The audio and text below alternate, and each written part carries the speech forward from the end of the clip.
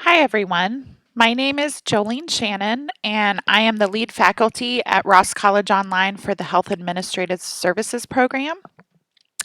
I am happy to be with you today to do a professional development on high blood pressure.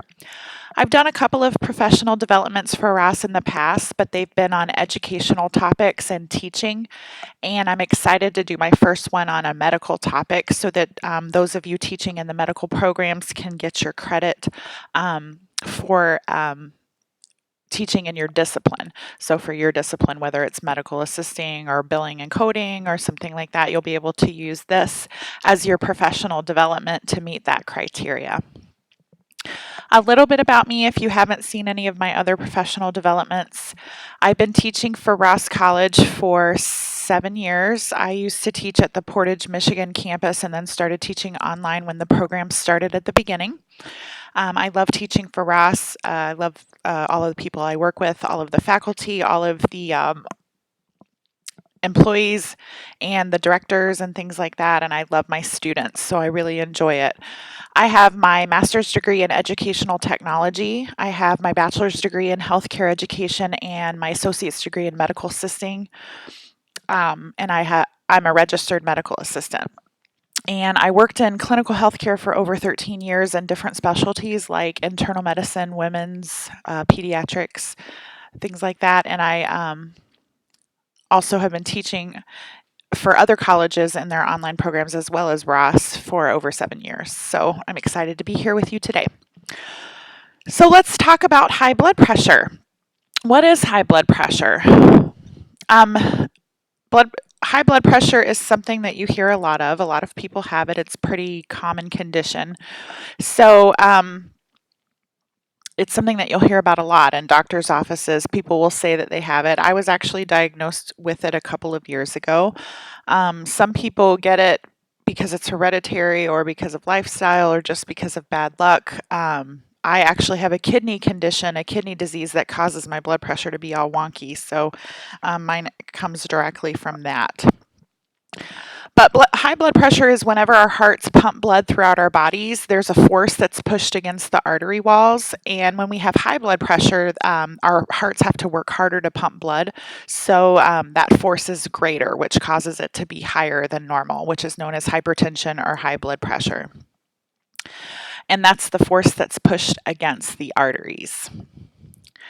How is blood pressure measured and what do the numbers mean? So, we've all been to the doctor or taken our children to the doctor or somebody, and they get their blood pressure taken and they give two numbers like 120/80.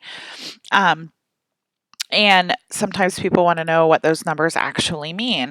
Our blood pressures are recorded with a blood pressure cuff and a stethoscope usually. Sometimes there's a machine that does it for you and you don't have to actually pump the blood pressure cuff. So there's different types of devices available to measure your blood pressure. 120/80 or below is a normal blood pressure. So that's what you're striving for, 120/80 or anything under that. And it's different for children and adults. Children usually will have an even lower blood pressure, like 100/60 is pretty common, or even 90/50 something is pretty common with children. But as we get older, it rises a little bit, but our goal is to keep it under 120/80. Pressures between 120/80 and 139/89 is known as prehypertension. So it's like you're getting into that high blood pressure phase and you want to start checking it and doing something about it.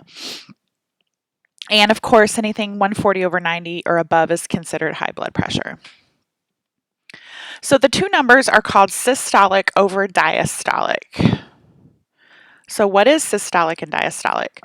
So whenever our whenever our hearts pump blood and they're actually pumping and contracting against the walls of the arteries, that's called systole or systolic, and that's our top number. That's what we start with when the blood pumps from the heart at the beginning. Diastolic or diastole is the bottom number of pressure, and that's when the heart is resting. It's pumped, the blood has gone through the body, and it's filling back up. And of course, all of this happens very quickly because you know how fast a beat of a heart is. But that resting part is called the diastolic number. So the systolic is the top number, the diastolic is the bottom number when the heart is resting. So, why is high blood pressure so bad? Lots of people have it. Is it really that bad? People say that. Is it that dangerous? Actually, yes, it is. A lot of people out there don't know that they have high blood pressure, and we'll talk about that in a minute.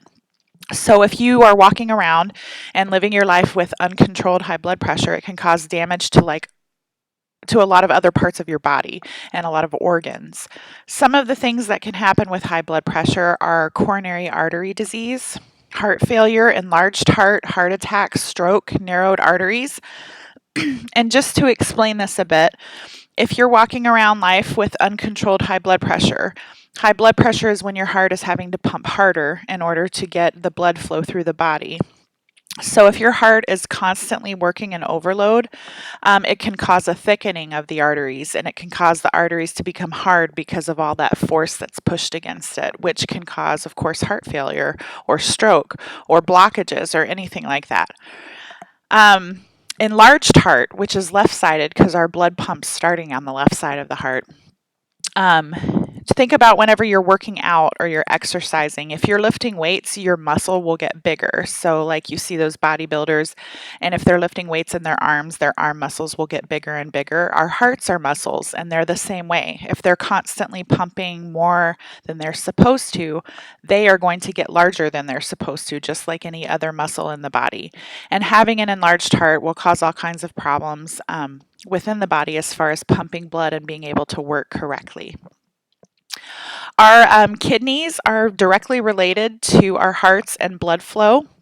So, anytime we have high blood pressure that's untreated, it can cause greater pressure on the kidneys, which can cause kidney disease, scarring, aneurysms, which are like weak walled sections of an artery. It can cause eye damage, nerve damage, sexual dysfunction, and pretty much everyday living stuff. You can get headaches, fatigue, chronic fatigue, chronic stress, things like that from high blood pressure. So, some people have heard high blood pressure referred to as the silent killer. Why is it known as the silent killer? Well, like we talked about a little bit earlier, some people do not experience any symptoms when they have high blood pressure, or they do, but they don't realize it's because of that. A lot of the symptoms associated with high blood pressure in the beginning are things like headaches and fatigue. But everyday life can give us headaches and fatigue without having high blood pressure. So, a lot of times when someone starts having these symptoms, they think it's just because they're stressed out at their job, or they're not getting enough sleep, or they're not drinking enough water, or something like that. So, they'll let it go and not get it checked out. And before they know it, they've gone a year with uncontrolled high blood pressure when that was what was causing the symptoms. So, it can have no symptoms or very mild ones that mimic everyday life. So that's why it's important to always have your blood pressure checked, even if you don't think that you have high blood pressure, even if it doesn't run in your family. You should always have it checked at least a couple times a year at the doctor's office. And stores and pharmacies have those machines now that you can go in and have checked. They're not always super accurate, the ones at like Walgreens and stuff, but at least it will give you an idea. If it's really high or if it's in the high blood pressure range, it should be able to tell you at least a decently accurate number so that you can go get it checked. Okay, so we know about high blood pressure. We know what it is. We know that it's the silent killer. What are the risk factors for developing high blood pressure? So there's risk factors that we cannot control that can have somebody develop this, and there's ones that we can control. So let's talk about the risk factors we can't control. Sometimes you're going to get high blood pressure because of bad luck and because of family history. High blood pressure is hereditary. It's very genetic. So if you have a family history of folks with high blood pressure, your chances are greater for getting high blood pressure. So it's something that you need to know right away as you're young so that you can watch out for it even more so than a regular person. Age is definitely a risk factor. As we get older, whether we have a family history or not, our hearts do not work as good as they did when we were younger. So we need to always keep that in mind and check for high blood pressure. Gender, believe it or not, is a factor. More men than women will develop high blood pressure. There's really nobody really knows why. I'm sorry about that. I just went to the different thing. A lot of people think that at least back in the day, that men were more of a risk factor because their jobs were more stressful. But of course, in this day and age, women do, the same things that men do and things like that. So, but men are more likely to develop it than women. Not great, not like by a great percentage, but they're still more likely to. So if you are a man, you have even more of a risk of potentially getting high blood pressure. And unfortunately, race is a risk factor. There are certain races that have higher chances of getting high blood pressure than other races. African American, American Indian, these races have more occurrences of high blood pressure than other races. So if you belong to that particular race, you have to make sure that you're checking even more because you have that extra risk factor.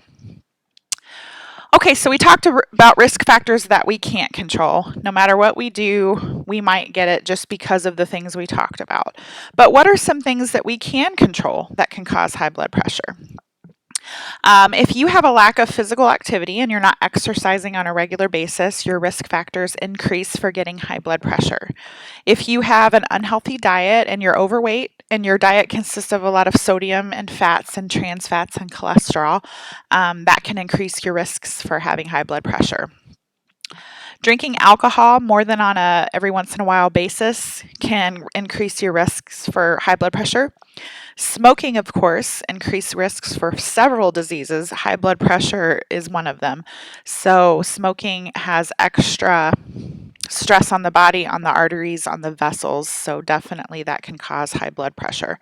And stress. If you have a job that's very stressful or a family life that's very stressful and you're constantly stressed out and your heart's beating extra, it can cause high blood pressure to occur.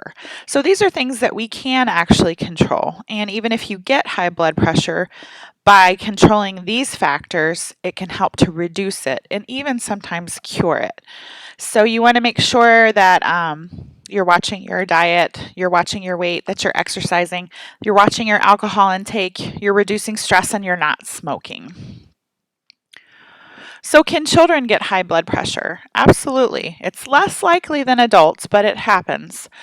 In the medical office, at least in the one that I used to work at, we started checking blood pressure by age 5. It was usually age 4 to 5. It was at that kindergarten checkup when they're getting their immunizations to start school. We would check their blood pressures, unless we had a reason to check it before that, like if they had some sort of a disease process going on. More and more children in this day and age are overweight. We have technology, we have phones, we have social media, we have video games, and less exercise is happening in our children's lives. So that's causing children to be overweight more and more. And this can cause early high blood pressure. So with our children, we want to make sure that they're getting exercise every day, that they are eating a healthy diet like we should be, and all of those things so that they're not getting overweight or obese as a child. If a child has an underlying disease like we talked about earlier, like with kidney disease, this can also cause high blood pressure. So sometimes they can't help it and it's just due to another disease that they have. It's less common than adults for children to get high blood pressure, but it does still happen.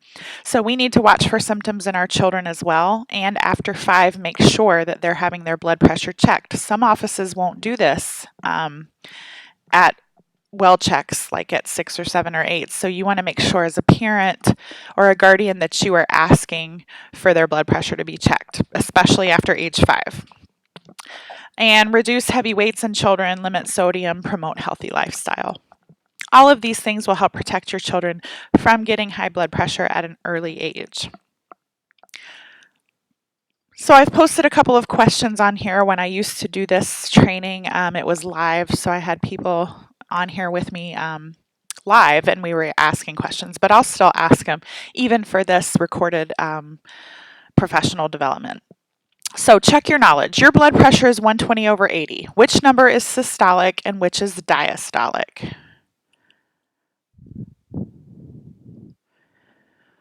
So your answer, 120 is systolic and 80 is diastolic. How I used to remember this and how I used to teach my students about blood pressure is 120/80, the top number is systolic, 80 is diastolic. Normally in the alphabet, D comes before S, so you would think that D would be first and S would be second. But for blood pressure, it's the opposite. So systolic is first with the S, and diastolic is second with a D. So it's like a reverse alphabetical order. That's how I kind of have them remember that. Okay, so check your knowledge again. Why is high blood pressure known as the silent killer?